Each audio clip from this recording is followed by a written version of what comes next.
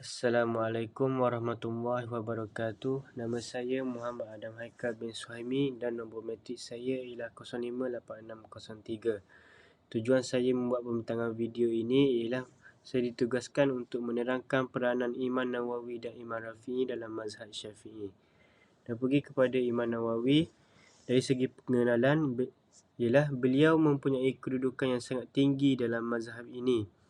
Dan beliau juga dianggap sebagai mufti mazhab dan juga munakih mazhab.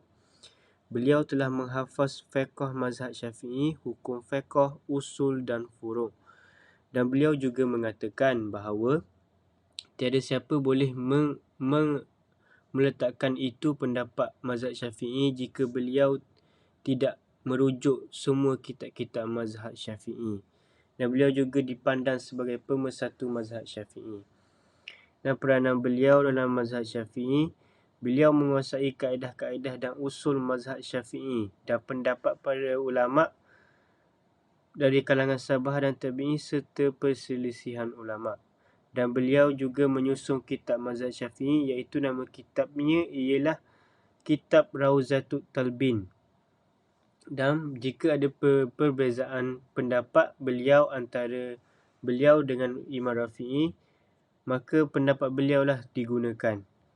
Dan beliau juga menulis kitab Al-Majmu', iaitu sebuah kitab yang termasyhur dalam mazhab Syafi'i dan menjadi referensi bagi ulama' Syafi'iyah.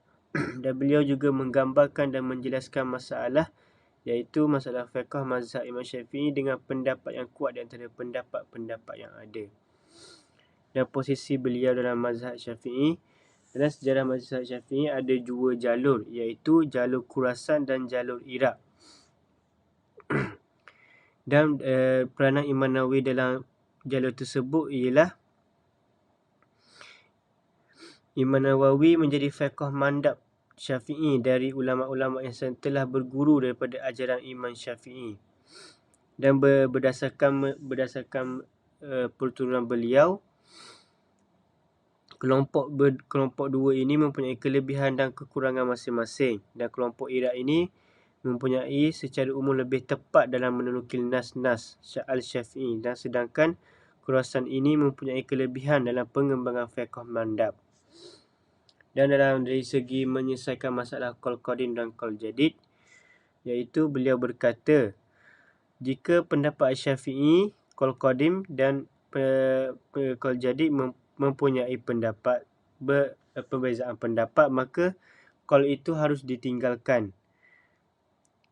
Dan beliau menegaskan bahawa perbezaan di atas boleh dilakukan oleh murid Syafi'i dengan 3 syarat, iaitu mereka telah memenuhi kualifikasi, dan kedua, mempunyai dugaan kuat bahawa Imam Syafi'i belum mengetahui hadis tersebut, dan ketiga, harus dilakukan rujukan terdahulu daripada kitab-kitab Imam Asy-Syafi'i. Dan sumbangan beliau ialah kitab Minhaj al-Talibin, Raudah at-Talibin wa Umdah al-Muftin, Al-Majmu' Syah al-Muhaddab, Al-Minhaj Syah Sahih Muslim Ibnu al-Hajjah.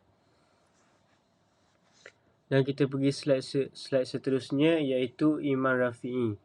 Dari segi pengenalan, Imam Rafi'i ini ialah merupakan salah seorang tokoh besar, dan usaha gigih beliau telah meletakkan mazhab Syafi'i kembali kepada manhaj dan usul yang telah diasaskan. Dan beliau juga dianggap sebagai perintis kepada pemurnian mazhab, sekaligus menjadikan pandangan beliau dianggap sebagai qaul muktamad sekiranya tiada perselisihan dengan Imam Nawawi. Dan Imam Rafi'i juga telah mewarnai mazhab Imam Syafi'i ini melalui karya-karya beliau yang menjadi rujukan penting sesudah wafatnya Imam Syafi'i ini. Dan sumbangan-sumbangan beliau ialah memperbaharui penulisan dalam mazhab Syafi'i, dan usaha yang dilakukan ini adalah hampir 4 kurun mazhab diasaskan. Dan karya fiqh beliau dapat dibagikan dengan 3 segmen yang mewakili usaha Ar-Rafi'i dalam proses pemurian mazhab Syafi'i.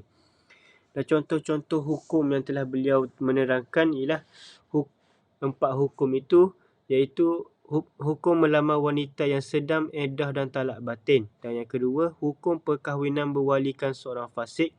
Dan yang ketiga, hukum berwakilkan seseorang melangsungkan perkahwinan dalam ihram. Dan yang terakhir ialah hukum fasakh bagi khiyar aib. Dan itu adalah hukum-hukum yang telah diterangkan daripada beliau dalam mazhab Syafi'i.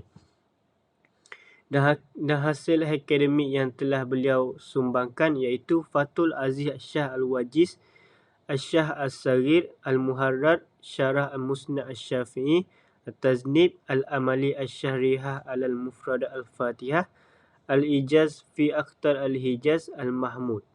Dan itu adalah sumbangan-sumbangan beliau dari segi hasil akademik.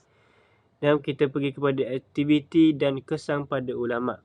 Dan aktiviti beliau ialah buku beliau yang masyhur iaitu Al-Muharrar, Syarah Al-Kabir, sebuah buku huraian kepada buku Al-Wajiz, dan Syarah Syarih juga huraian kepada buku Al-Wajiz dengan syarah yang lebih ringkas berbanding Syarah Kabir. Dan aktiviti beliau yang lain, buku At-Tadwin fi Akhbar Al-Qazwin. Beliau mengkaji sejarah, terutama sejarah negeri beliau sendiri. Dan kesan pada ulama' ialah membuatkan para ulama' mentajihkan pendapat beliau bersama Imam Nawawi dan tidak memilih pendapat yang lain.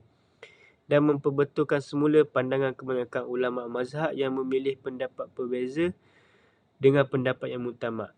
Dan dari segi ini kita nampak bahawa Imam Nawawi dan Imam Rafi'i ini telah mencurahkan segala jasa-jasa mereka berdua dalam mazhab Syafi'i ini. Maka wajarlah beliau berdua mendapat pujian daripada ulama'-ulama' yang mengambil manfaat dari usaha mereka ini. Sekian itu daripada saya. Assalamualaikum warahmatullahi wabarakatuh.